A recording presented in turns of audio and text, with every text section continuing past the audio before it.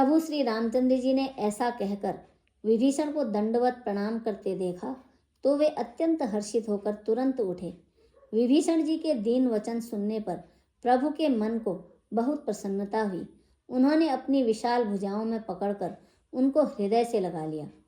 छोटे भाई लक्ष्मण जी सहित गले मिलकर उनको अपने पास बैठाकर श्री रामचंद्र जी भक्तों के भय को हरने वाले वचन बोले।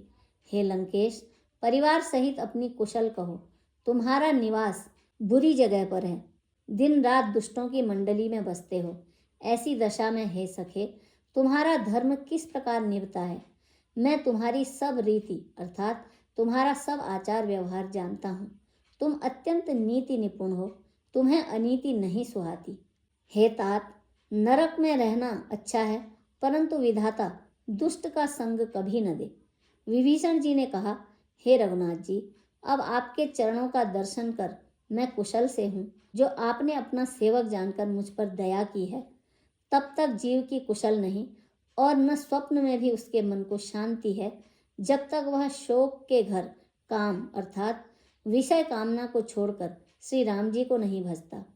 लोभ, मोह, मत्सर अर्थात डाह, मद और मान आदि अनेकों दुष्ट तभी तक हृदय में बसते हैं जब तक कि धनुष बाण और कमर में तरकश धारण किए हुए श्री रघुनाथ जी हृदय में नहीं बसते। ममता पूर्ण अंधेरी रात है जो राग द्वेष रूपी उल्लुओं को सुख देने वाली है।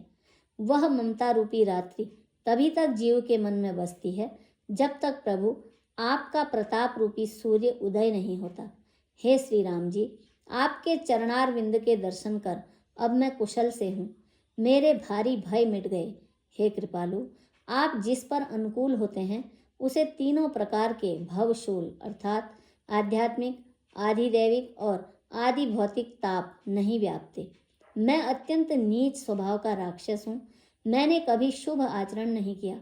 जिनका रूप मुनियों के भी ध्यान में नहीं आता, उन प्रभु ने स्वयं हर्षित होकर मुझे हृदय से लगा लिया।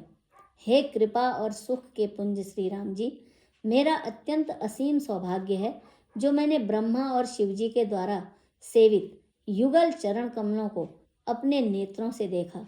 श्री राम जी ने कहा, हे सखा सुनो, मैं तुम्हें अपना स्वभाव कहता हूँ, जिसे काग भुसुंडी शिवजी और पार्वती जी भी जानती हैं।